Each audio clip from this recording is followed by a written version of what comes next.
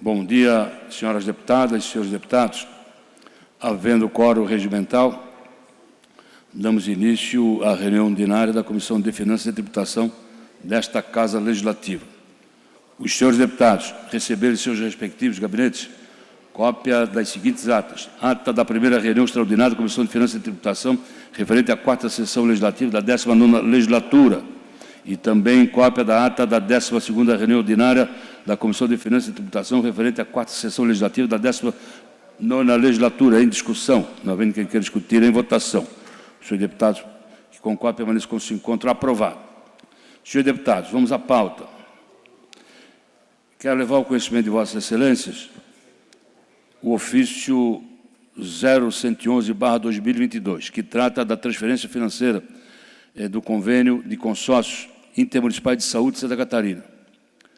Ao longo, desde 2017, esta Comissão de Finanças trata da destinação de recursos para os consórcios intermunicipais de saúde, seja por emenda da bancada de todos os senhores deputados, bem como também por própria iniciativa do Governo do Estado, inserindo no orçamento do Estado recursos a serem destinados aos consórcios intermunicipais de saúde.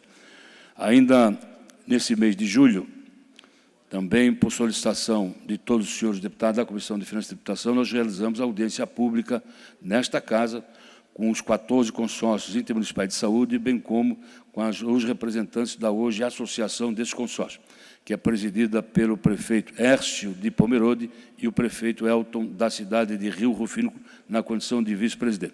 Estiveram presentes o secretário da Saúde, o senhor Aldo Batista Neto, e o senhor secretário de Estado da Fazenda, o senhor Paulo Eli. E, a princípio, ficou acordado que o Estado realmente repassará aos consórcios intermunicipais de saúde os 30 milhões de reais constantes no orçamento do Estado, bem como também havia previamente ficado acertado que o ressarcimento, ou seja, a indenização desses recursos aos consórcios intermunicipais dar-se-ia em 6 parcelas, a começar no mês de julho. No entanto, após o término da audiência pública, eu fui procurado pelos consórcios e pelos senhores prefeitos, afirmando de que 6 parcelas seria muito pulverizado e de difícil a feitura de prestação de contas. Sugeriram, então, que eu conversasse com o secretário Paulo Eli e o secretário Aldo Batista Neto para reduzir de 6 para 2 parcelas, ou então 1 parcela. O que foi feito, e há a concordância do secretário Paulo Eli e do secretário Aldo Batista Neto para pagamento em uma única parcela, devendo ocorrer nos meses de setembro, outubro ou até novembro.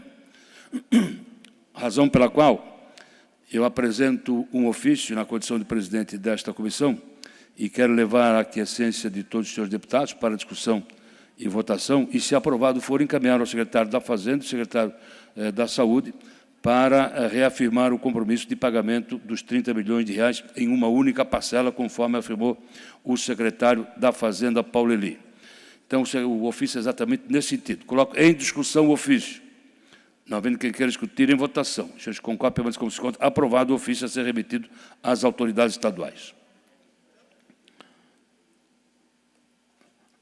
Tenho ainda em meu poder o projeto de lei 0081.7/2002, em que autor o Governo do Estado, que dispõe sobre as diretrizes orçamentárias para o exercício financeiro de 2023 e estabelece outras providências.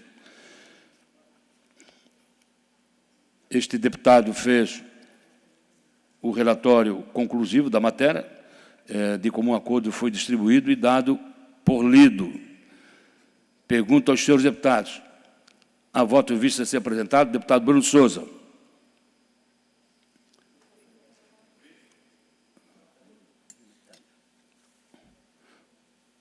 Bom dia. Bom dia.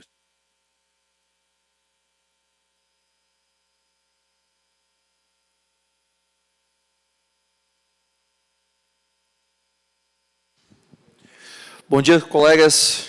Bom dia, deputados. Eu, primeiramente, quero começar agradecendo o empenho da minha equipe, que, no período muito curto, conseguiu analisar em detalhes o relatório apresentado pelo relator e também toda a lei de diretrizes orçamentárias. E nós, por conta desse empenho da minha equipe, sempre muito dedicada a esse trabalho, nós conseguimos encontrar aqui 3 problemas que vamos apresentar aos senhores. E eu recomendo muitíssimo a atenção. Nós fizemos da forma mais concisa possível, mas mesmo assim seria importante que os senhores prestassem atenção no que nós iremos apontar aqui, para o bem da nossa lei de diretriz orçamentária e para o bem do nosso Estado. Vamos direto ao voto. Em primeiro lugar, cumpre destacar que merece prosperar a análise técnica realizada pela assessoria responsável pela emissão do parecer conclusivo, em que pese ser possível uma leitura de mérito dissoante das diretrizes orçamentárias apresentadas, não se nega que o papel da presente comissão é atestar a regularidade da peça, o que se constatou. O parecer conclusivo do relator dividiu-se em 9 tópicos, os quais, em adição ao exposto pelo parecer preliminar já aprovado por essa comissão, atestaram a regularidade da peça orçamentária, destacando-se o tópico número 8, que apenas faz referência às emendas acatadas e rejeitadas. Eis que optou o relator por trabalhar o acatamento da rejeição com suas respectivas justificativas nos anexos do parecer. No que foi trabalhado em referidos tópicos, dado o caráter técnico do trabalho e a ausência de irregularidades técnico-jurídicas, não há razão, no âmbito dessa comissão, para a emissão de voto contrário, de modo que a conclusão do parecerista relator deve ser acompanhada. No entanto, a fim de melhorar a redação desta importante peça orçamentária, são necessários ajustes pontuais no que diz respeito ao acatamento e rejeição das emendas, nos termos dos anexos do parecer, conforme se passa a expor. Sobre o acatamento e rejeição das emendas parlamentares. Inicialmente, cabe constatar que das 11 emendas apresentadas pelo parlamentar que ora se manifesta, apenas 3 foram acatadas, além de uma ter sido apresentada pelo também relator, totalizando então 4 propostas abarcadas pelo parecer conclusivo. Nessa esteira, o caminho lógico seria se esperar da presente peça, seria a defesa do acatamento de todas as 11 propostas, expondo os motivos da proposição e a impropriedade das razões da rejeição das emendas. Ou seja, o caminho lógico seria com que eu defendesse aqui as minhas emendas que foram rejeitadas. No entanto, conforme prega o brocardo popular cunhado por Otto von Bismarck, a política é a arte do possível, de modo que se priorizou a discordância apenas sobre 2 emendas, uma de autoria deste deputado e outra apresentada pelo relator, Marcos Vieira. Tamanha a importância da sua reconsideração, conforme se passa a expor. Vou agora expor para os senhores 2 emendas muito importantes que, na minha opinião, merecem a atenção desta casa sobremaneira. Primeiro, em relação à emenda 36, apresentada por mim. Trata-se de emenda parlamentar ao texto que visa acrescentar 2 parágrafos ao artigo 58 da proposição original, resultando na seguinte redação final. O artigo 58, senhores, é basicamente o que trata do Plano 1000. E se algum dos senhores tem interesse aqui no Plano 1000, ou porque é a favor, ou porque é contra, eu recomendo muito que os senhores prestem atenção no que vai ser exposto agora. O artigo original, no seu artigo 58, o artigo original trazia: a política de investimento, incluindo programas de municipalização de recursos para desenvolvimento estruturante, será realizada por meio do planejamento da execução de programas que tenham como objetivo investimento estruturante que permitam o desenvolvimento do Estado e seus municípios, principalmente nas áreas de educação, saúde, segurança, desenvolvimento social, econômico e infraestrutura, a fim de promover geração de renda e melhoria na qualidade de vida da população. Artigo 58, ele traz a previsão dos programas relacionados ao Plano 1000. Entretanto, o que o artigo 58 não traz é o que eu incluí, que agora segue. Parágrafo 1º. A lei orçamentária anual deverá apresentar de forma segregada o valor das dotações consignadas para viabilizar a continuidade dos programas de municipalização de recursos para o desenvolvimento estruturante, cujo instrumento de repasse tenha sido atestado em exercícios anteriores. Ou seja, o primeiro parágrafo ele quer trazer a previsão de que esteja na LOA aqueles gastos referentes aos programas do Plano 1000, ao gasto do Plano 1000. O que é óbvio, né? O que é óbvio, tem que estar na lei de diretriz, na lei orçamentária. Como é que nós vamos ter um plano 1000, um plano de investimento, se não está na LOA?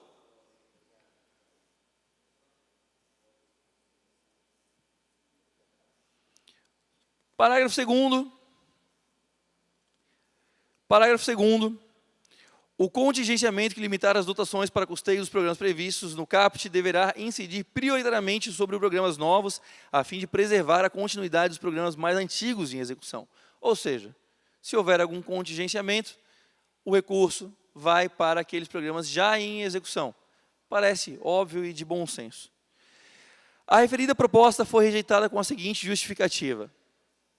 Justificativa do relator. Os programas de municipalização de recursos para desenvolvimento estruturante que tratam o presente artigo deverão ser executados por meio de programas a serem criados, cuja execução será por ações planejadas. Essa foi toda a justificativa.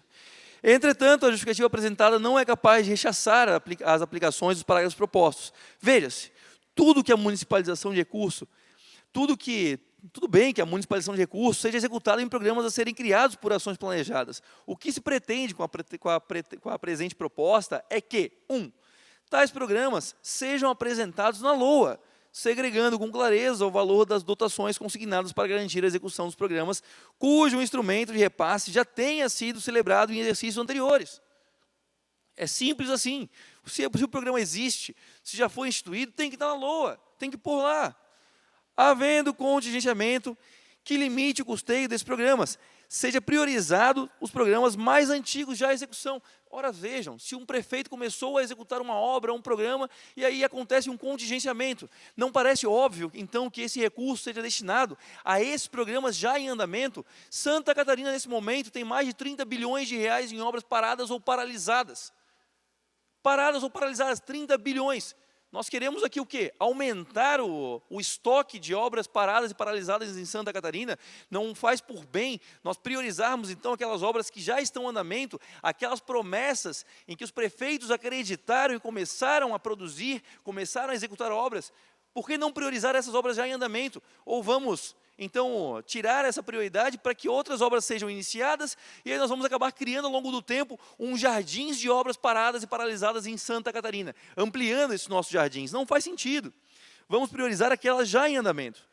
Dada a natureza pouco concreta que hoje caracteriza os programas de municipalização de recursos para o desenvolvimento estruturante, não havendo clara definição ou segregação orçamentária do que se trata tal iniciativa, o mínimo que se propõe é um maior compromisso com a demonstração orçamentária desses programas e com a continuidade da execução de compromissos assumidos anteriormente. Gente, isso é óbvio. Sendo assim, não se trata de qualquer impeditivo para que os programas aconteçam. Muito pelo contrário, é uma garantia. Tratam-se de mecanismos garantidores da continuidade da execução de tais programas, evitando que ações assodadas prejudiquem compromissos anteriormente assumidos. Gente, eu não estou falando nenhum absurdo aqui, isso que deveria ter vindo já na peça. Se há um compromisso real com a execução desses programas do Plano 1000, então isso deveria vir na peça, a previsão na lei orçamentária e também a previsão de prioridade para aquelas obras já começadas.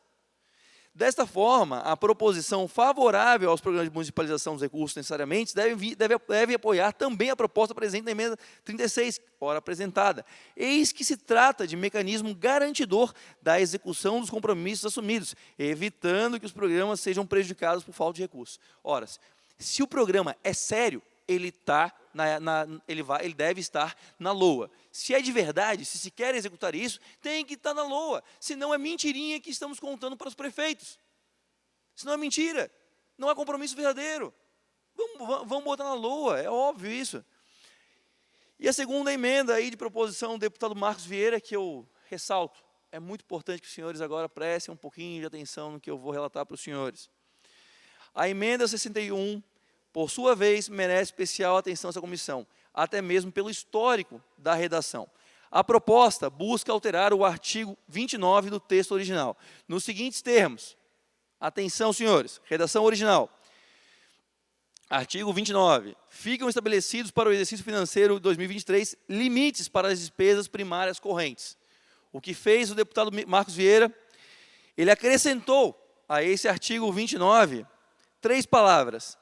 Ficam estabelecidos para o exercício financeiro de 2023 limites para as despesas primárias correntes do Poder Executivo. Ele incluiu isso. Ou seja, nós temos um teto de gasto estadual.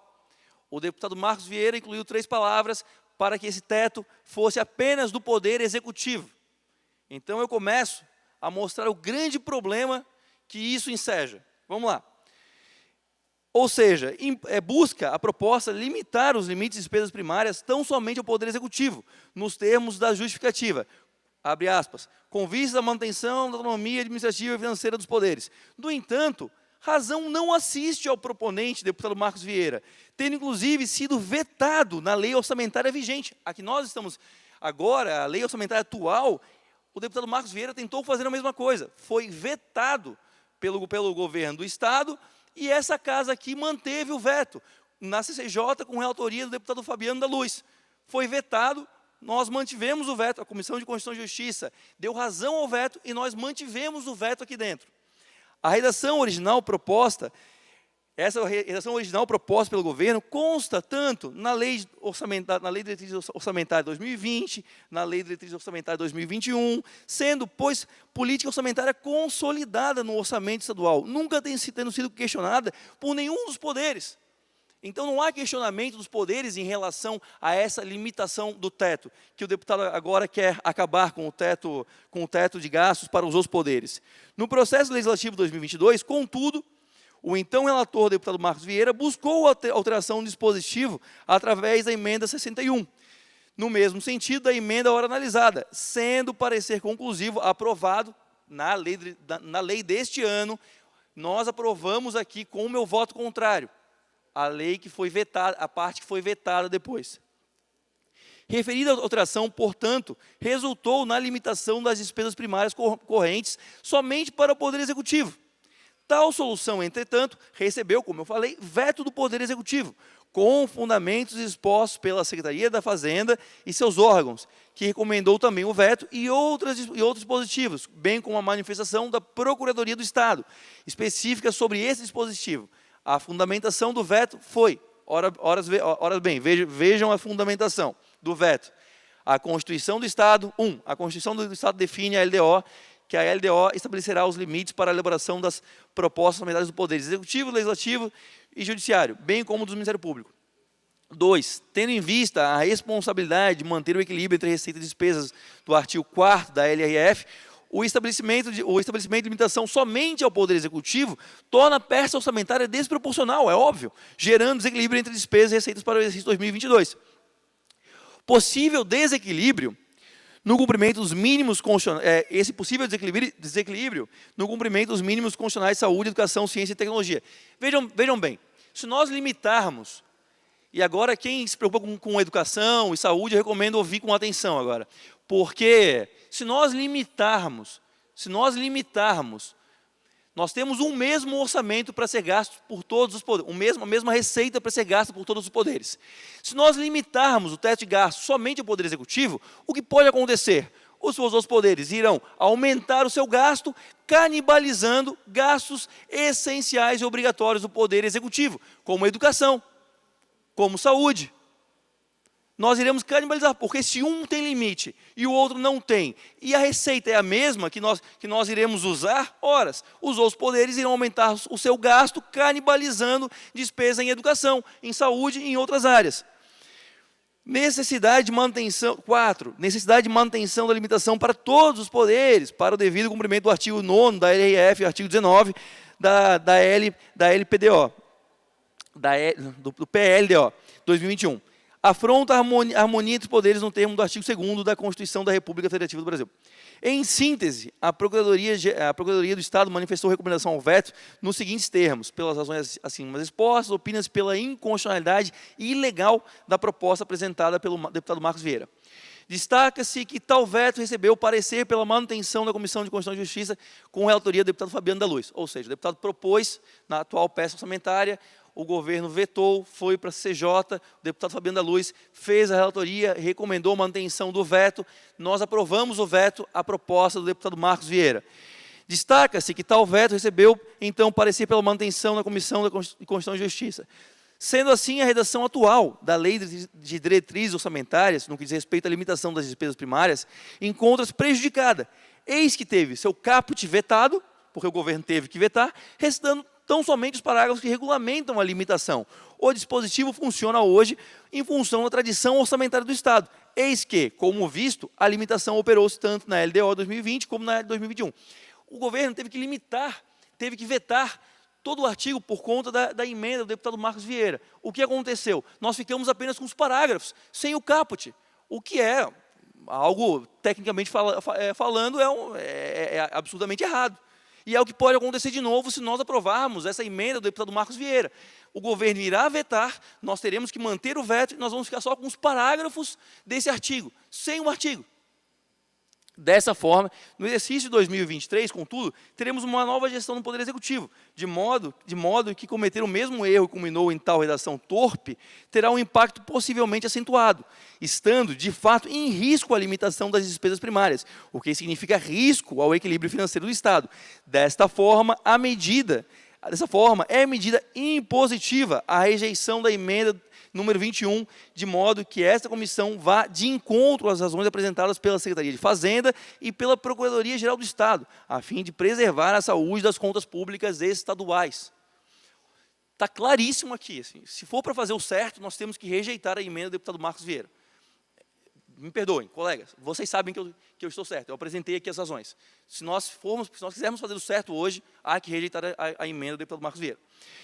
E, por último, há um erro material grave entre o texto do parecer e o anexo da análise das emendas. O relator cometeu um erro material grave aqui. Conforme demonstrado, o texto do parecer do relator referenciou o acatamento das emendas no tópico 8, mas separou a análise individual dessas emendas nos anexos, de forma que o acatamento ou rejeição das emendas ocorreu de forma dupla. Ou seja, o tópico 8 apenas listou de forma simples quais emendas seriam acatadas ou rejeitadas, enquanto que o anexo fez a análise individual de cada emenda. Ocorre que a referência no tópico 8 diverge do anexo individual em relação à emenda número 2, de autoria do deputado Neudi Sareta. Veja, o texto do parecer, ao listar as emendas acatadas, inclui a emenda número 2, do deputado Neudi Sareta, como acatada. O deputado, no seu voto, ele botou ali no tópico 8, ele colocou a redação a seguir. Esse relator acatou as emendas apresentadas ao texto da PLDO pelos senhores deputados e deputadas constantes no anexo com as seguintes numerações: 1, 2, 7, 10, 11, 16 e outras. Entretanto, lá no anexo, ele acatou no voto. Entretanto, lá no anexo, que traz a análise individual de cada emenda, contudo, ele rejeita a emenda número 2. Então, nós não sabemos se a emenda foi acatada ou se a emenda foi rejeitada. Por quê? No texto, no voto, o deputado, ele falou que foi acatada, e lá no anexo, o deputado colocou como rejeitada.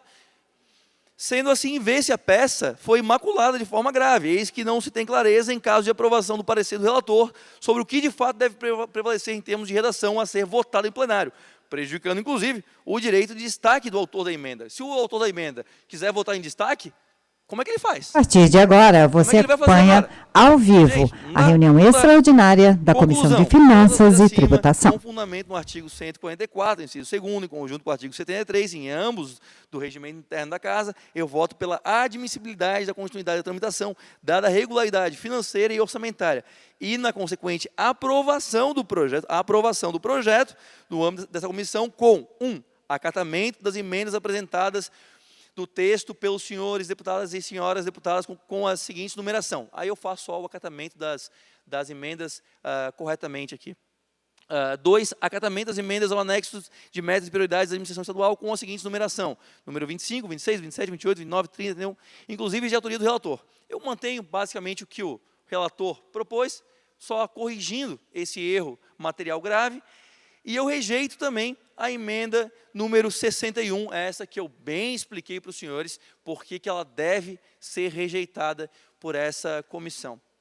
Bom, senhoras e senhores, eu não tenho nenhuma agenda oculta aqui que não o bem do Estado de Santa Catarina e o bem da peça orçamentária. Eu fiz uma análise técnica aqui, então mostrei para os senhores todos os argumentos que sobram aqui para nós aprovarmos o meu voto de vista. E eu peço sinceramente que os senhores possam aqui me acompanhar fazendo o correto nessa comissão, que é aprovar o meu relatório. Porque senão o que vai acontecer é que lá na frente eu vou dizer para todos, olha, eu falei, isso ia acontecer, e enfim, nós podemos evitar aqui o que obviamente vai acontecer ali na frente. Eu não sei qual é a intenção do deputado Marcos Vieira de acabar com o teto de gastos nos outros poderes, não conheço as intenções, mas é a segunda vez que é tentado e o governo já vetou essa casa que manteve o veto e novamente está sendo tentado. Então eu peço para os senhores para que nós poupemos essa casa e o catarinense desse esforço repetitivo e façamos hoje o correto. Muito obrigado.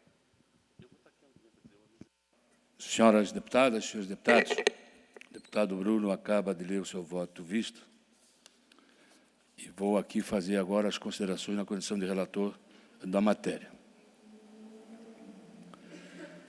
Quanto à emenda 36 do deputado Bruno, que foi rejeitada pelo relator, a justificativa diz o seguinte: os programas de municipalização dos recursos para o desenvolvimento estruturante de que trata o presente artigo deverão ser executados por meio de programas a serem criados, cuja execução se dará por ações planejadas. Trata-se do Plano 1000. Hoje, infelizmente, não consta na legislação vigente o Plano 1000. O governo, para dar continuidade no ano que vem, ou os governos que entrarem, eles terão que ter isso inserido no PPA, que ainda vem, e na LOA. Então, a LDO está fixando as diretrizes para serem incluídos na LOA e no PPA. Essa é a justificativa. Segundo lugar, quanto à emenda 61. Lembro-me bem, e o deputado Júlio Garcia era presidente desta casa, quando o governo tentou empurrar de goela abaixo a modificação no percentual dos poderes de órgãos, sem a devida consulta. Nós, então, tomamos a decisão de lá para cá baixar em diligência não só a LDO, como a LOA e o PPA. O que foi feito o ano passado? No ano passado, a redação da emenda 61, que diz: ficam estabelecidos para o exercício financeiro de 2023 os limites das despesas primárias.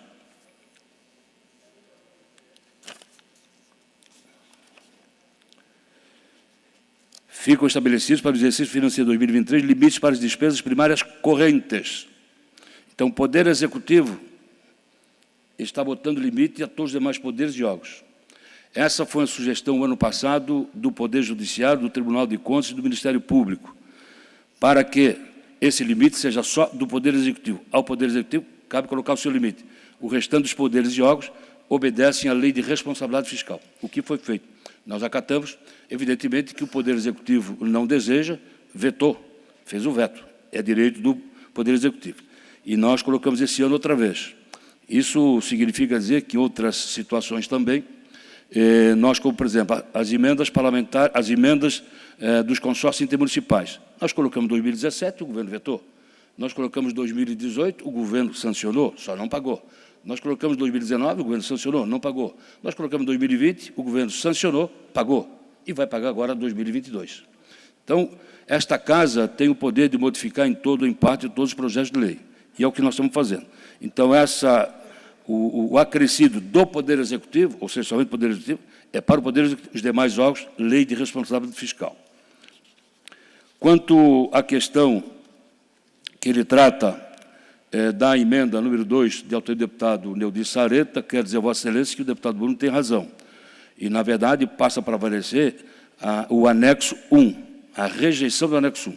Houve um erro de digitação, ou seja, o anexo 1 rejeitou a emenda, mas no texto do relatório dá por aprovado, né? E a rejeição do deputado Sareta, da emenda, não porque a emenda dele está sendo rejeitada, é porque a proposta da emenda do deputado Sareta já está contemplada no orçamento, ou seja, na legislação vigente. Então, não estamos rejeitando a proposta do deputado Sareta. Estamos dizendo o seguinte: deixa ser acatada porque já está contemplada na legislação vigente. Então, senhoras e senhores deputados, essa a explicação que eu gostaria de dar em relação ao voto de vista do deputado Bruno. No entanto, prevalece o relatório e voto do deputado Marcos Vieira. Consulte, senhores deputados, se há mais algum voto visto ser apresentado. Não, eu quero só fazer uma com a palavra. Eu quero fazer uma consideração e um contraponto ao que o senhor falou. Porque é importante que os deputados tenham consciência disso. Quando O governo, quando a União, lá em Brasília, quando o Congresso estabeleceu o limite do teto, estabeleceu o teto de gastos, ele não estabeleceu para o Poder Executivo. Isso foi estabelecido para todos os poderes, porque senão nós ficaríamos com uma aberração orçamentária, onde um poder é limitado e o outro pode avançar sobre a receita. Como eu falei, o bolo é o mesmo. Não faz sentido isso. Isso não existe nenhuma peça orçamentária, isso. Não existe nenhum lugar, vocês não vão encontrar paralelo com isso. Essa limitação de um poder só. Isso não faz sentido. Para quem entende o mínimo de orçamento público, sabe que isso não faz sentido algum. Isso não existe. Isso é algo que está se criando. Novamente, se nós aprovarmos isso, nós estaremos criando uma aberração orçamentária. Isso não existe. Ou existe teto para todos, ou não existe. É simples assim. Há uma limitação para todos os poderes, porque senão os poderes poderiam cada vez mais gastar se usando da receita do catarinense, enquanto um outro é limitado. Faz algum sentido para os senhores? Isso não faz sentido. E sobre o 36, que é para nós colocarmos na LOA, nós estamos votando aqui uma lei de diretrizes orçamentárias. Se o Plano 1000 não existe ainda, a lei de diretrizes orçamentárias diz justamente isso. Se existir, que esteja na LOA, como falou o próprio deputado Marcos Vieira. Se vier a existir, que esteja, então, na lei orçamentária, senhores. Isso não estou falando aqui nenhum absurdo aqui. Que pena que eu não tenho a influência do deputado Marcos Vieira aqui com vocês, porque senão meu voto com certeza prevaleceria. Porque eu não estou falando nenhum absurdo, é técnico que eu estou falando aqui, eu estou correto no que eu estou falando. Então é isso. Obrigado. Senhores deputados, consulto os senhores deputados se há mais apresentação de voto visto. Não havendo apresentação de voto visto, coloco em discussão o parecer e voto do relator ao projeto de lei 0081.7/2022, que dispõe sobre as diretrizes orçamentárias para o exercício financeiro de 2023 e estabelece outras providências. Em discussão. Não havendo quem queira discutir em votação. Senhor deputado, concorde, permaneça como se encontra. Presidente, aprovado. Por não, deputada Luciana Cabinati. Eu vou me abster dessa votação, porque eu acho que a gente deveria discutir melhor os dois pareceres. E nós também tivemos acesso agora ao parecer do deputado Bruno, muito embora foi feita a defesa. Tem questões que eu confesso que eu fiquei em dúvida, e eu vou me abster dessa votação. Senhor presidente. Em votação, deputada Marlene. Eu sugiro que a gente... Não entendi, deputada Marlene. Eu sugiro que a gente vote isso semana que vem. Existe essa possibilidade? Que eu também gostaria, eu em princípio também concordo com o deputado Bruno, mas também gostaria de estudar melhor o assunto. Vai de comum acordo. Se Vossa Excelência propõe, leva à consideração do plenário. Havendo concordância, retiramos de pauta e Vossa Excelência tem todo o direito de examinar o voto visto do deputado Bruno Souza. Obrigada, presidente. Retirado de pauta e já fica pautado para a semana que vem.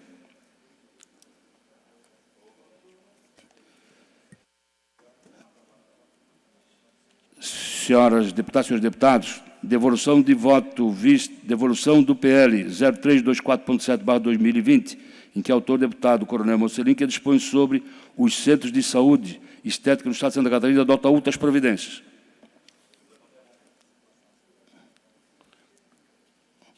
Com a palavra a deputada Luciana Cabinati, que é a relatora da matéria.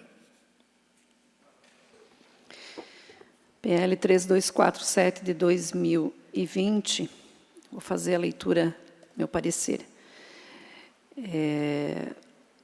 A matéria foi lida no expediente da sessão do dia 6 de outubro de 2020. Em 8 de dezembro de 2020, a CCJ aprovou por unanimidade o parecer pela aprovação do PL ora relatado. Na sequência, a matéria foi encaminhada para esta Comissão de Finanças e Tributação, onde fui designada como relatora. Em 12 de maio do ano passado, apresentamos requerimento de diligenciamento para a Secretaria de Estado da Saúde e o Conselho Estadual de Saúde. O requerimento foi aprovado por unanimidade nesta comissão.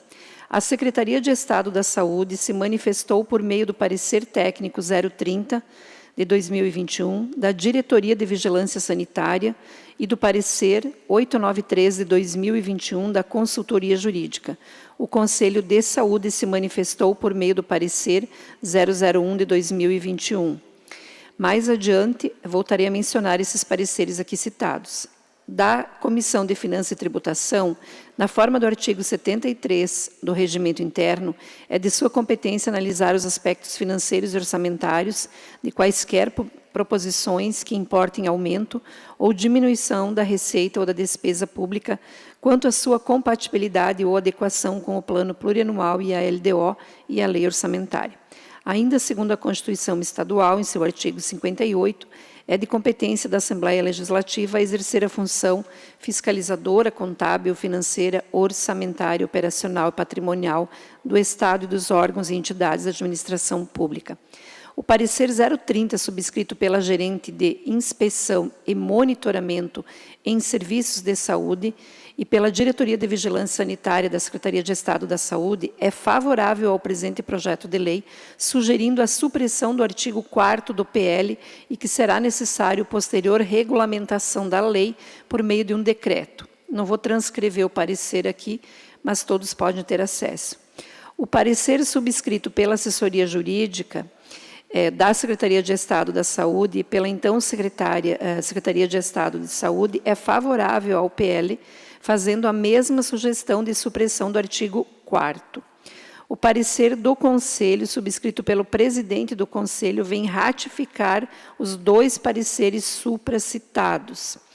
Em 8 de setembro do ano passado, apresentei parecer favorável à aprovação do projeto de lei no âmbito da Comissão de Finanças e Tributação, com uma emenda supressiva, então, do artigo 4º. Os deputados Gessé Lopes e Bruno Souza solicitaram vista. Em 22 de setembro do ano passado, o deputado Gessé Lopes apresentou requerimento de diligenciamento para a Associação Brasileira de Estética e Saúde Complementar e a Associação dos Esteticistas de Santa Catarina. As 2 entidades não responderam à diligência. Em 18 de maio de 2022, portanto, este ano, o deputado Coronel Mocelin, autor do projeto de lei, protocolou uma emenda modificativa ao artigo 4º do seu próprio PL. A emenda tem a seguinte redação: o artigo 4º do projeto de lei passa a vigorar com a seguinte redação: os profissionais da saúde, devidamente especializados em saúde estética, poderão prescrever e adquirir produtos e substâncias específicas utilizadas em procedimentos estéticos regulamentados pela Agência Nacional de Vigilância Sanitária. Então, modifica o artigo 4º, que tem na redação original, para que os deputados e deputada possam compreender, os profissionais da saúde devidamente especializados em saúde estética poderão adquirir e prescrever as substâncias registradas pela Agência Nacional de Vigilância Sanitária. Considerando não vislumbrar óbices no que concerne a Comissão de Finanças e Tributação, considerando todas essas manifestações dos órgãos governamentais, seja no que se refere à questão jurídica, seja no que se refere à questão de mérito, manifesto que fiquei convencida da importância de aprovar o projeto de lei no âmbito desta comissão, cabendo à Comissão de Saúde aprofundar ainda mais o debate e fazer o aperfeiçoamento, se necessário for, no que se refere ao mérito da matéria. Ante ao exposto, altero meu voto datado de 8 de setembro do ano passado, no qual votava pela aprovação do PL com uma emenda supressiva do artigo 4º do projeto de lei de autoria desta deputada relatora.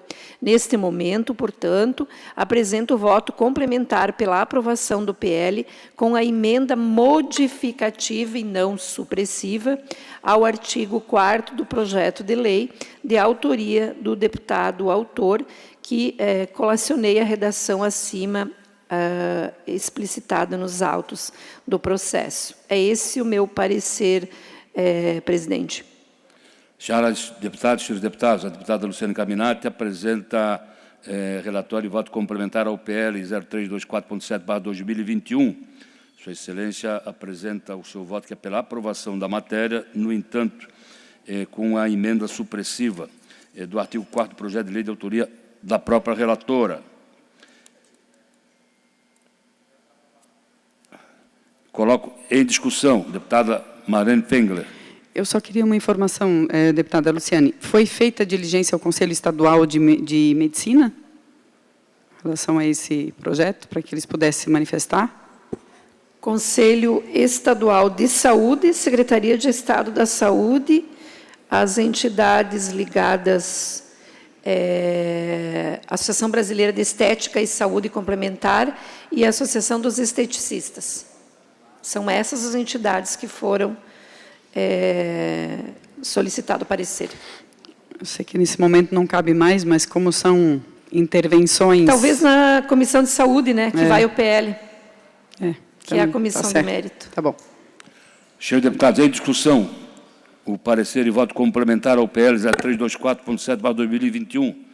Não havendo mais quem queira discutir, eu coloco em votação. Senhores deputados, com cópia, mas como se encontra, aprovado. Voto contrário, deputado Bruno, deputado Sargento Lima.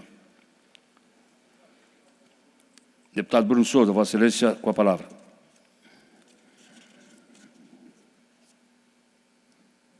Eu tenho em minhas mãos o projeto 365.5/2021, que institui a política estadual de incentivo ao uso da energia solar, que é do deputado Adrianinho.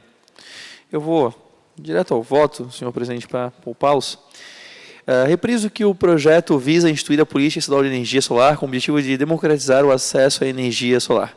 Dentre os instrumentos adotados pelo presente projeto de lei para a consecução desse objetivo, destaco os seguintes: a adoção de incentivos financeiros, fiscais e tributários, fomento à área solar fotovoltaica junto a universidades públicas e privadas, a adoção de instrumentos fiscais e creditícios para incentivar a produção e aquisição de equipamentos e materiais empregados no sistema de energia solar, celebração de convênios com instituições públicas e privadas, obrigação de previsão na legislação orçamentária de recursos financeiros para custeio de atividades, programas e projetos, instalação de sistema de energia fotovoltaica em comunidades, a instalação de sistema de energia fotovoltaica termosolar em residências unifamiliares, divulgação e estímulo do uso da energia solar, instalação de sistemas fotovoltaicos em prédios públicos, estímulo ao uso de energia fotovoltaica, dentre outros. Nitidamente, os tópicos acima implicam diretamente impacto financeiro e orçamentário, já que o projeto obriga a instalação de painéis em um monte de lugar. Acho algo louvável, né? Mas nós não podemos fazer isso, né? Seja pelo aumento da despesa, seja pela renúncia de receita. Para ambas as modalidades, a LRF estabelece requisitos a serem cumpridos, os quais não foram observados. Nesse sentido, do parecer da Diretoria de Tesouro Estadual, trago os pontos a seguir. Quanto à renúncia de receita sobre o estabelecimento de incentivos fiscais, sua concessão por constituir uma renúncia de receita pressupõe o atendimento das exigências da LRF, estimativa de impacto orçamentário e financeiro, bem como a previsão de medidas de compensação à renúncia fiscal, até mesmo porque a ausência dessas induz ao desequilíbrio das contas públicas estaduais. Não há nenhuma previsão quanto à renúncia de receita. Quanto ao aumento de despesa, também não atende aos artigos 16 e 17, que necessita da previsão orçamentária. Portanto, tanto a renúncia de receita como o aumento das despesas necessárias à consecução dos objetivos do projeto de lei acabam por afetar a proporção entre despesas correntes, despesas e receitas correntes. Já a Diretoria de Administração Tributária menciona ainda a necessidade da lei específica para consensuar de eventuais benefícios fiscais. Além do mais, quanto ao mérito, a DIAT atesta a existência de benefícios, a já existência de benefícios em vigor que condizem perfeitamente com os objetivos da proposta. A proposição, portanto, em que pese seus bons propósitos, não encontra guarida na legislação tributária financeira, em especial na Lei Complementar 101, a nossa LRF.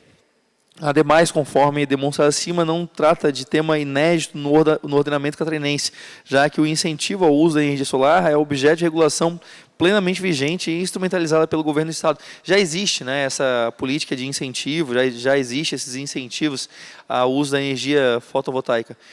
Pela razão acima, com fundamento no artigo 144 do regimento dessa Casa, eu voto pela inadmissibilidade e pela rejeição do projeto. É pela rejeição, parecer e voto do deputado Bruno Souza ao PL 0365.5/2021, de autoria do deputado Adrianinho, que institui a política estadual de incentivo ao uso de energia solar. Em discussão. Presidente. Deputada Luciane Carminati. Solicito vista em gabinete. Vista em gabinete, deputada Luciane Carminati.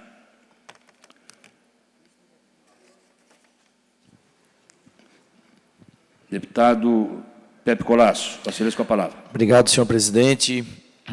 O primeiro é PEC 001.0/2022, autor deputado Jair Mioto e outros.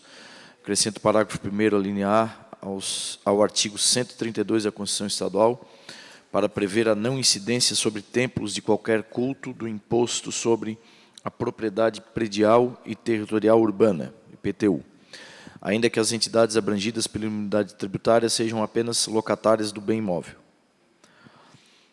Cuida-se de proposta de emenda à Constituição do Estado de autoria do deputado Jair Mioto e outros, com vistas a acrescentar o parágrafo 1º alínea A ao artigo 132 da Constituição Estadual, para prever a não incidência do imposto sobre a propriedade predial e territorial urbana sobre templos de qualquer culto. Voto. Considerando superada a análise da juridicidade da matéria, no âmbito da Comissão de Constituição e Justiça, passa ao exame dos aspectos atinentes a esta Comissão de Finanças e Tributação, sob a égide dos regimentais artigos 73, inciso 2 e 6, acumulado com 144, inciso 2, ou seja, quanto aos aspectos financeiros e orçamentários e a compatibilidade ou adequação às peças orçamentárias relativas à matéria em pauta. E, ainda, quanto ao mérito, uma vez que a proposta trata de tributação.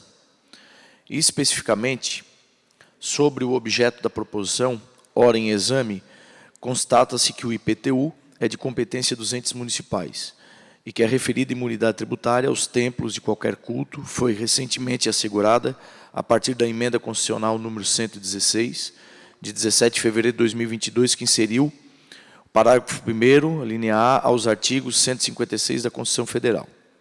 Nessa perspectiva, considerando que o tributo em questão é de competência dos municípios, tem-se que a medida não importa aumento ou diminuição da receita ou da despesa pública de âmbito estadual. Por conseguinte, não afeta as peças orçamentárias vigentes, dispensando, desse modo, seu exame à luz das normas de finanças públicas voltadas para a responsabilidade da gestão fiscal. Por derradeiro, no tocante ao mérito, ao meu ver, a imunidade tributária, a que se refere a proposição, além de refletir o já estabelecido na Carta Maior, reconhece o relevante papel social desempenhado pelas entidades religiosas em nosso Estado. Frente ao exposto, voto no âmbito dessa Comissão de Finanças e Tributação, com amparo no inciso 2 e 6 do artigo 73 e no inciso 2 do artigo 144 do RIALESC, pela admissibilidade da continuidade da tramitação da proposta de emenda à Constituição número 0001 de 2022 e, no mérito, pela sua aprovação. Pela aprovação, parecer e voto. Pela aprovação. Pela aprovação, parecer e voto, deputado Pepe Colasso, a proposta de emenda à Constituição do Estado de número 001.2/2022, de autoria do deputado Jair Mioto e outros, em discussão. Não havendo quem queira discutir em votação. O senhor deputado, com a permanência como se encontra, aprovado. Continua, deputado Pepe Colasso. Projeto de Lei 0390.6, 2021.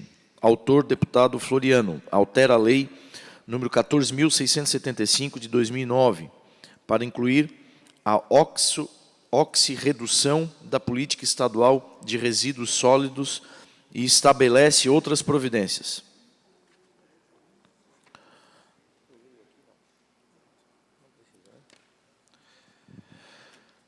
Relatório. Trata-se de projeto de lei de origem parlamentar que visa alterar o Código Estadual do Meio Ambiente para incluir a oxirredução da política estadual de resíduos sólidos. Na Comissão de Constituição e Justiça foi diligenciada a Procuradoria-Geral do Estado e o Instituto do Meio Ambiente de Santa Catarina. Em resposta à aludida diligência, foi colhida a manifestação do Instituto do Meio Ambiente de Santa Catarina, que se posicionou contrariamente ao projeto de lei, por entender que não há disponível argumentação técnica, hipóteses ou resultados de projetos ou pilotos voltados à tecnologia de oxirredução no tratamento de resíduos sólidos. Segundo o Instituto, a proposta é tecnicamente equivocada e, caso aprovada, restringiria o uso de tecnologias consagradas, bem como de novas tecnologias de tratamento de resíduos sólidos, inclusive o uso de processos tecnológicos economicamente mais viáveis, uma vez que prioriza o tratamento dos resíduos sólidos por intermédio da oxirredução. Ato contínuo, na Comissão de Constituição e Justiça, a proposta de exame teve sua admissibilidade homologada, por unanimidade, na reunião do dia 27 de abril de 2022, na forma da emenda substitutiva global de páginas 39 e 40, cujo escopo foi o de adequar o projeto de lei à técnica legislativa. É o relatório. Voto. Considerando superada a análise da juridicidade da matéria no âmbito da Comissão de Constituição e Justiça, passo ao exame dos aspectos atinentes a esta Comissão de Finanças e Tributação sob a égide dos regimentais, artigo 73, inciso 2, cumulado com 144, inciso 2, ou seja, quanto aos aspectos financeiros e orçamentários e a compatibilidade ou adequação às peças orçamentárias relativos à matéria em escopo. Sob esse viés, tem-se que, embora o Estado detenha a competência concorrente para legislar sobre a conservação da natureza, defesa do solo e dos recursos naturais, proteção do meio ambiente e controle de poluição, o gerenciamento de resíduos sólidos é de competência dos municípios, à luz do dispositivo no artigo 30, inciso 1 e 5 da Constituição Federal, cumulado no artigo 259 da Lei nº 14.675 de 2009. Em vista da competência municipal acerca da gestão dos resíduos sólidos, a proposta legislativa não importa aumento de despesa ou diminuição de receita pública estadual. Por conseguinte, não afeta as peças orçamentárias vigentes, dispensando, desse modo, seu exame à luz das normas de finanças públicas voltadas para a responsabilidade da gestão fiscal. Frente ao exposto, voto no âmbito dessa Comissão de Finanças e Tributação, com amparo no inciso 2 do artigo 73 e no inciso 2 do artigo 144 do REALESC, pela admissibilidade da continuidade da tramitação do projeto de lei número 0390.6 de 2021, com a emenda substitutiva global de páginas 39 e 40, reservada à análise de mérito à Comissão de Turismo e Meio Ambiente, para tanto especificamente designadas a página 2 pelo primeiro secretário da mesa. É pela aprovação, o parecer e voto do deputado Pepe Colasso ao projeto de lei 0390.6/2021, de autoria do deputado Floriano. Sua Excelência emite seu relatório e voto, que é pela aprovação da matéria, com a emenda substitutiva global, anexada às folhas 39 e 40. É em discussão. Não havendo quem queira discutir em votação. O senhor deputado concorda, se encontra aprovado com os votos contrários do deputado Sargento Lima e deputado Bruno Souza. Deputado Sargento Lima, Vossa Excelência, com a palavra.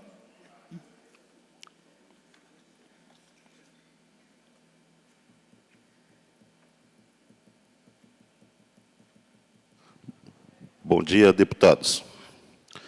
Presidente, eu tenho um voto do projeto 283, um voto vista do 4.5, que eu vou relatar hoje, e estou tirando de pauta o 4.2, a PEC 4.2. Então, eu vou fazer a leitura do relatório e voto do projeto 283.4. Deputado Bruno, a PEC 004.2, deputado Sargento Lima, é devolução. O relator da matéria, o eminente deputado Júlio Garcia. Mas, senhor, Vossa Excelência pode fazer o relatório... Estou pedindo para fazer a retirada de pauta. Sim, no dia de hoje. Já está retirado de pauta. Sim, senhor. Institui a obrigatoriedade de realização de exame de ecocardiograma fetal no Estado de Santa Catarina e adota outras providências. O projeto 283.4, de autor do deputado Jair Mioto, e eu sou o relator. Retorna a este relator os autos do projeto de lei em epígrafe de autoria do deputado Jair Mioto. Verifique-se na documentação introdutória dos autos que a matéria foi lida no expediente da sessão plenária no dia 3 de agosto de 2019, no âmbito da Comissão de Constituição e Justiça, e foi aprovada inicialmente diligência à Secretaria de Estado da Saúde, à Procuradoria-Geral do Estado, e com o propósito de fazer dos autos manifestação dos referidos acerca da norma pretendida, o que foi aprovado na reunião de 24 de agosto de 2021, está lá nas páginas 6 e 7. A PGE opinou pela constitucionalidade da matéria, com ressalvas no que concerne aos aspectos financeiro e orçamentário da proposição legislativa, da qual destaca o seguinte trecho do parecer do procurador-chefe da Consultoria Jurídica da PGE. Ressalvo que seja possível aferir adequadamente a constitucionalidade do projeto de lei, é necessário que seja transitória, que prevê a proposição legislativa que cria ou altere despesa obrigatória ou renúncia de despesa deverá ser acompanhada de estimativa do seu impacto orçamentário e financeiro. Posteriormente, o projeto de lei foi encaminhado à Comissão de Finanças e Tributação, na qual, em reunião do 8 de julho de 2022, foi aprovado inicialmente o pedido de diligência de minha autoria com o propósito de colher subsídios da Secretaria de Estado da Fazenda, principalmente acerca do impacto orçamentário financeiro da medida e da Secretaria de Estado da Saúde quanto à competência e obrigações determinadas na presente proposição, além de outras manifestações que fossem cabíveis, páginas 41 e 42. Em resposta ao diligenciamento, advieram o ofício número 287 da Diretoria do Tesouro Estadual, 293 da PGE, da Secretaria de Estado da Fazenda,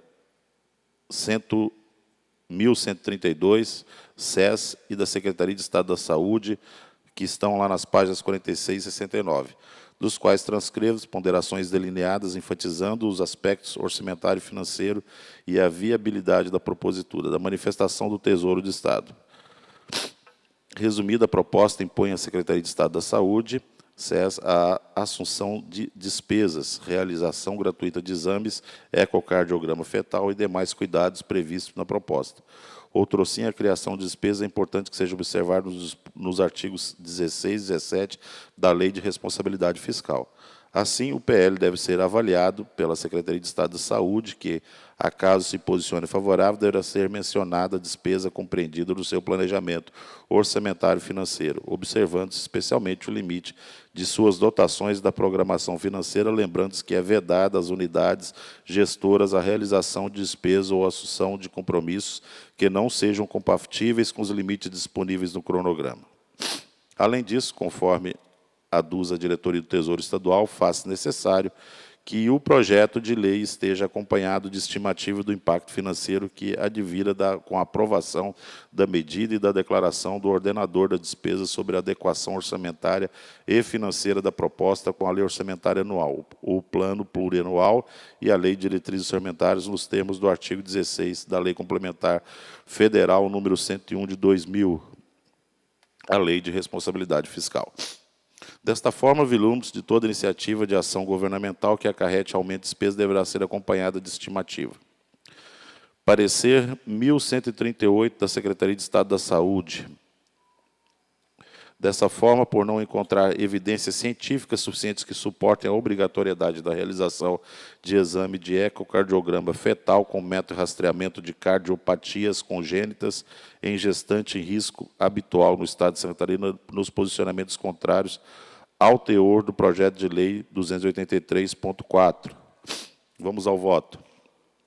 Compete a essa comissão a análise proposta legislativa sobre os aspectos financeiros. Da análise da medida proposta, corroborando com as ponderações emanadas dos órgãos diligenciados, especialmente no que se refere aos aspectos orçamentário e financeiro, verifique que não há nos autos o demonstrativo do impacto orçamentário relativo à medida pretendida, tampouco a declaração que lhe haja adequação orçamentária e financeira com a Lei Orçamentária Anual e compatibilidade com o Plano Plurianual e com a Lei de Diretrizes Orçamentárias, uma vez que, a meu juízo, a execução da medida proposta irá impactar o erário estadual, pois demandará a ampliação de quadros de pessoal e de gastos públicos. Ademais, a Diretoria de Atenção Primária à Saúde, vinculada à Superintendência de Planejamento de Saúde, manifesta o entendimento de não haver evidência científica suficiente que sustente a obrigatoriedade da realização de exame de ecocardiograma fetal, com o método de rastreamento de cardiopatias congênitas gestante de risco habitual no Estado de Santa Catarina. Assim, no tocante ao interesse público da propositura legislativa, tem-se que a Superintendência de Planejamento e Saúde daquela pasta é contrária ao projeto de lei em comento.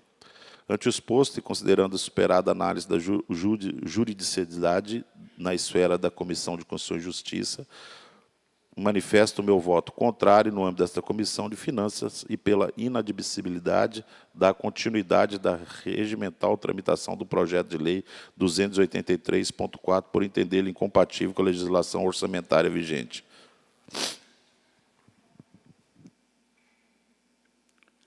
Senhoras deputadas e senhores deputados, o deputado Sargento Lima vota contrariamente à aprovação do projeto de lei 0283.4/2021, de autoria do deputado Jair Bioto. Em discussão. Não havendo quem queira discutir, em votação. Senhores deputados, concordam, permaneçam como se encontra aprovado. Deputado Sargento Lima, Vossa Excelência ainda tem um PL 004.5/2021. Justamente.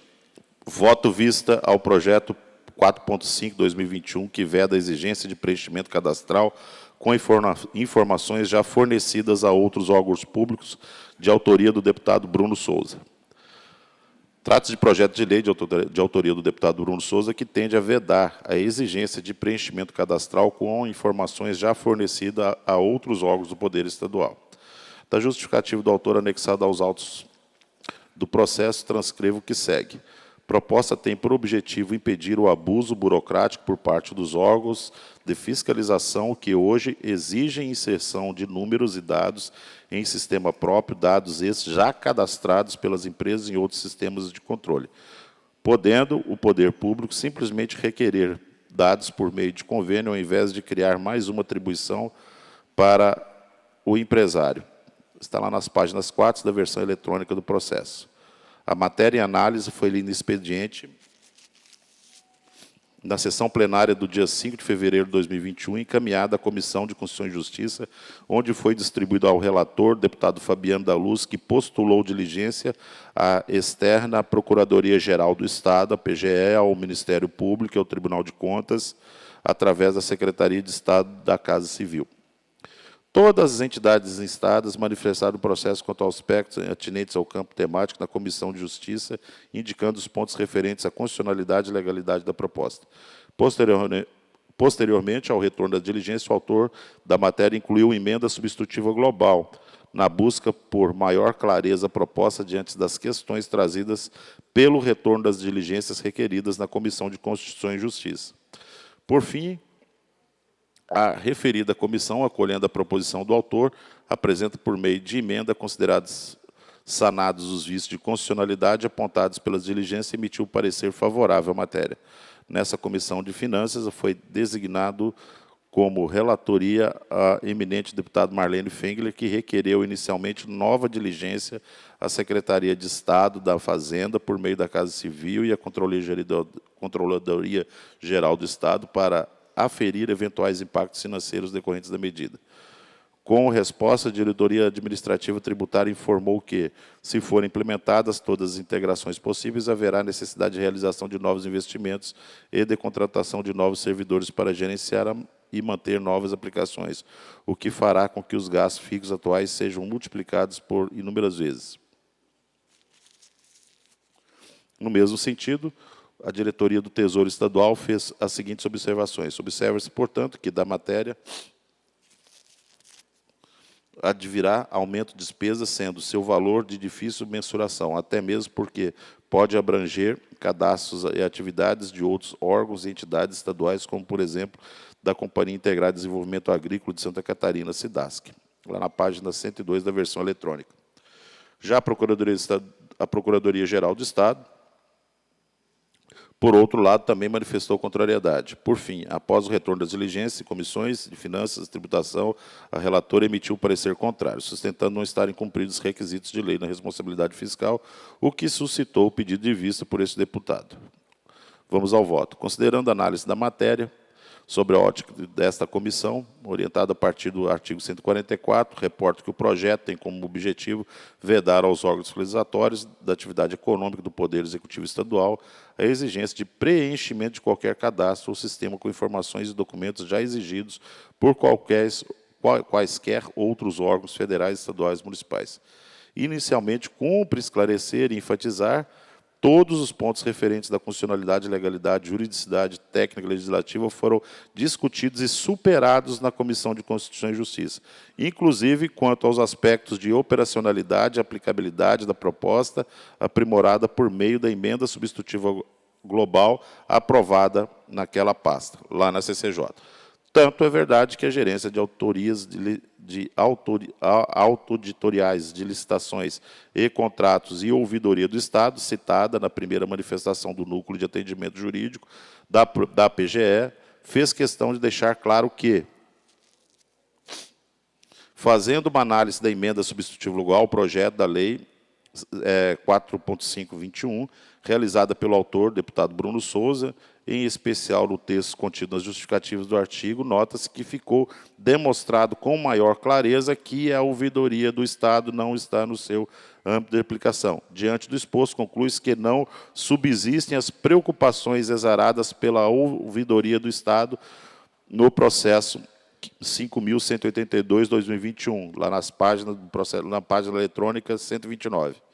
De igual modo, vale destacar que os apontamentos feitos pelo Tribunal de Contas e a respectiva área técnica quanto ao possível efeito inibitório do projeto ao controle de contas do Estado também foram superados, levando em conta a delimitação taxada pela emenda substitutiva global, que submete a lei apenas a órgãos de fiscalização e controle da atividade econômica. O presente projeto, portanto, tem como destinatário apenas o Estado enquanto fiscalizador da atividade econômica, poder público, particular versus particular e esfera privada. Poder público versus esfera privada. Sem qualquer relação com o Estado enquanto fiscalizador do próprio Estado ou de licitações em contratados da administração pública, em contratos da administração pública. Cabe menção ainda à Procuradoria-Geral do Estado ao não indicar outros fundamentos referentes à legalidade da proposição. Tem-se reconhecimento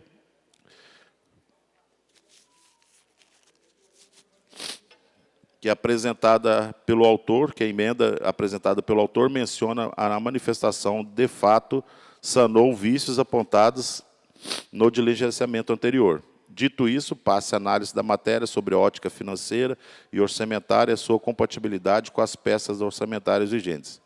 Neste tópico deve ser destacado que não procede o argumento dos órgãos do governo que o projeto implicará em aumento de despesa não suportável pelo Estado, uma vez que, conforme demonstrado a seguir, o projeto não impõe criação de despesa ao Executivo. Basta notar que uma demonstrada pelo órgão que deseja obtenção de dados, a inviabilidade técnica ou financeira de se obter os dados diretamente com o órgão indicado pelo particular, a exigibilidade é possível conforme o artigo 3º da emenda substitutiva global, que eu vou ler agora para vocês. Artigo 3º, apenas em se verificando a possibilidade de realização do convênio para obtenção das informações, seja por negativo dos órgãos detentor dos dados ou inviabilidade técnica relativa ao formato dos dados, cuja transposição gere custos não suportados pelo orçamento vigente, será permitida a exigência de cadastro das informações do sistema próprio. Ou seja, ainda quanto ao convênio a ser realizado com o órgão detentor dos dados, que despertou a preocupação dos órgãos diligenciados em momento anterior, a proposição da emenda, a proposta se trata tão somente da obrigatoriedade de tentativa de realização de convênio, não a sua efetiva realização, conforme descrição da justificativa da emenda substitutiva global anexa ao processo, página 89 da versão eletrônica do processo. É importante frisar que não está se criando um engessamento do processo de compartilhamento de dados, que se pode ser feito de forma mais flexível, em colaboração das autoridades, desde que a dispensa do convênio seja devidamente justificada nos termos do projeto. Ainda sobre um olhar diverso, verifica-se que o efeito prático do projeto em questão será que o comprometimento da obtenção direta de dados descrito será realizada somente quando houver viabilidade técnica e disponibilidade financeira e orçamentária por parte dos órgãos de controle, o que, segundo consta na manifestação da Gerência dos Sistemas de Administração Tributária, já vem sendo realizada no sentido de desenvolvimento de políticas de desburocratização e simplificação dos processos no âmbito estadual, denotando perfeita viabilidade de adequação gradual por parte dos órgãos fiscalizatórios estaduais, conforme fica claro no referido parecer, com o trecho abaixo transcrito. De forma exemplificativa de um documento foi exigido do contribuinte na junta comercial ou na Receita Federal, essa informação será repassada via RedeSim, de forma eletrônica e digital para a Secretaria da Fazenda conceder sua inscrição estadual, página 105 da versão eletrônica.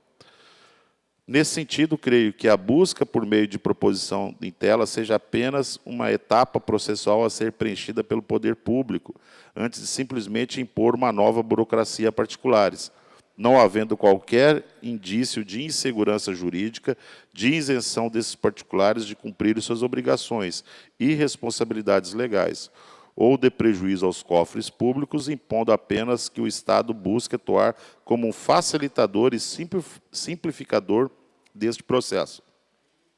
Assim, é importante que haja obrigações do governo estadual no sentido de realizar cálculo dos custos econômicos da implantação de novos sistemas, a fim de que busque soluções antes de impor nova obrigação ao particular, sendo imoral que o custo econômico de novas exigências seja simplesmente nulo para o governo. Tal postura, expressada da presente proposição, encontra-se fina sintonia com a Declaração dos Direitos da Liberdade Econômica, instituída da Lei Federal 3.879, como o dever de evitar o abuso regulatório disposto no seu artigo 4º, ainda aproximando-se ao conceito da análise de impacto regulatório, que deveria ser uma diretriz de todas as novas regulações, conforme instituído pelo artigo 5º do mesmo diploma. Por fim, cumpre destacar o ponto de legalidade da manifestação exarada pela Diretoria de Administração Tributária quanto à contrariedade com o artigo 195 do Código Tributário Nacional. Tal dispositivo determina que não tem aplicação qualquer dispositivos legais excludentes ou limitativas do direito de examinar mercadorias, livros, arquivos, documentos e papéis. Entretanto, é necessário frisar que não há limitação alguma da fiscalização que continuar tendo acesso a todos os documentos de que se precisa, tão somente como uma etapa processual, a mais caso requer uma informação já fornecida por outro órgão, não se podendo falar em limitação do poder de fiscalização. Controvérsia muito parecida ocorreu na mensagem de veto de número 1042 de 2021, onde um dos dispositivos justamente criava um procedimento prévio quanto à administração, constatasse uma declaração inadequada, de modo que foi considerado contrário ao CTN. A Comissão de Constituição e Justiça, contudo, recomendou a rejeição do veto, que aguarda votação em plenário. Pelas razões acima, com fundamento no artigo 144, voto pela admissibilidade da continuidade da tramitação, dada a ausência de incompatibilidade financeira e orçamentária, e no mérito pela aprovação do projeto de lei 4.4/2021 no âmbito desta comissão. Pela aprovação. Senhoras deputadas e senhores deputados, o deputado Sargento Lima apresenta ao voto vista ao projeto de lei de número 004.5/2021, e o seu voto é pela aprovação da matéria. No entanto, no âmbito interno desta comissão, a relatora, a deputada Marlene Fengler, e Sua Excelência, quando emitiu o relatório de voto, o fez pela rejeição. Deputada Marlene, Vossa Excelência, com a palavra. Eu gostaria, na verdade, primeiro de cumprimentar o deputado pelo voto bem fundamentado que fez. E o que me faz solicitar a Vossa Excelência que me dê um prazo aí até semana que vem, como o voto foi apresentado hoje, para que eu possa analisar e aí, a partir disso, definir se mudo, se eu acompanho o voto do voto vistas, que existe uma grande possibilidade disso, mas eu gostaria realmente de conhecer melhor o voto. Existe essa possibilidade, senhor presidente? Com certeza absoluta. Vossa Excelência é relatora da matéria e tem todo o direito de examinar o voto vista do deputado Sargento Lima. Já que Vossa Excelência está com a palavra, Vossa Excelência também pode ter um projeto de lei, o 0347.3/2021. Isso, eu tenho esse projeto de lei que é da autoria dos deputados Padre Pedro Baldiceira e Moacir Sopelsa, que, segundo a justificativa apresentada, tem por objetivo viabilizar as bases legais necessárias ao setor no Estado de Santa Catarina, ao setor da melicultura. Na verdade, o projeto dispõe sobre a política estadual para desenvolvimento e expansão da apicultura e meliponicultura, Polimel, e institui o Programa Estadual de Incentivo à Apicultura e Meliponicultura, PROMEL, no âmbito do Estado de Santa Catarina e da outras providências. E, segundo eles, ele visa desenvolver o potencial apícola e meliponícola, que, inclusive, acho que cabe aqui dizer o que significa isso, que estávamos aqui discutindo, né, antes com o deputado Júlio, que a apicultura é com abelhas com ferrão, e meliponícola abelhas sem ferrão. Superando aí as lacunas ocasionadas pela ausência de políticas públicas facilitadoras do crédito para um mercado já comprovadamente sólido e auspicioso, uma vez que apresenta crescente e acelerada demanda. A proposta teve o relator na CCJ, como relator o deputado Valdir Cobalcini, que requereu uma diligência à Secretaria de Estado da Agricultura, também à EPAGRE, a Federação das Associações de Apicultores e Meliponicultores de Santa Catarina, ao Serviço Brasileiro de Apoio às Micro e Pequenas Empresas, SEBRAE, bem como diligência interna para a Frente Parlamentar da Apicultura e Meliponicultura dessa Casa. Retornando ao colegiado, a proposição foi aprovada por unanimidade, nos termos de uma emenda substitutiva global, apresentada pelo relator, com vistas a acolher as manifestações técnicas daqueles órgãos. No entanto, eu fui designada relatora e, com vistas a obter uma nova manifestação dos mesmos órgãos, já que foi apresentada uma emenda substitutiva global, eu encaminhei aos mesmos órgãos novamente. Das manifestações advindas desses órgãos, destaco aí as seguintes sugestões para o saneamento do processo. A primeira delas, manifestação da Secretaria de Estado da Fazenda, por meio da sua gerência de tributação, quanto à inadequação da proposta no tocante aos incentivos fiscais. Manifestação também quanto à irregularidade da criação do Fundo MEL, por meio da Diretoria do Tesouro Estadual, e da Diretoria de Contabilidade e Informações Fiscais, respectivamente. E a manifestação da Secretaria de Estado da Agricultura, de Pesca e Desenvolvimento Rural acerca da irrazoabilidade da acumulação da função de gestor do Fundo MEL à Câmara Setorial de Apicultura e Meliponicultura de Santa Catarina.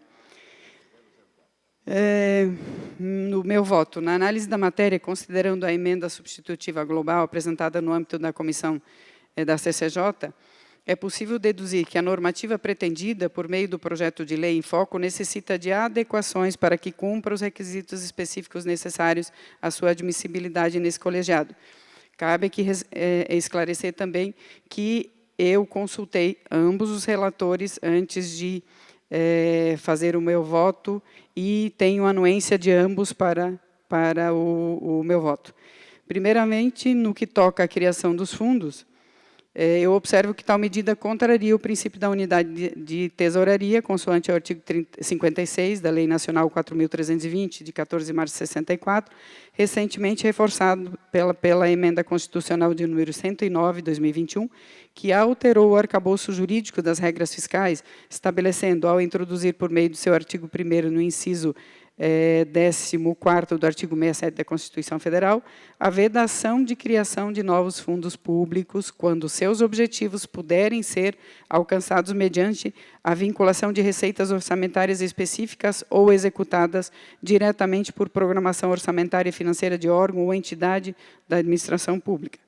Eis que, no caso em análise, eu julgo que os objetivos perseguidos pela proposição legislativa em apreço podem ser perfeitamente alcançados por intermédio da programação orçamentária e financeira de órgão ou entidade de administração pública do Poder Executivo.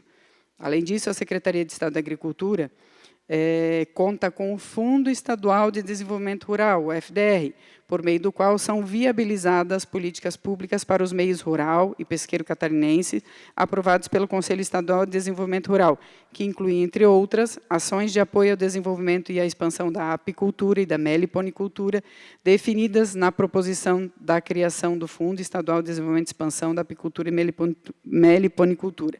Em seguida, passemos à análise também da proposição no que toca à previsão de futura concessão de incentivos fiscais.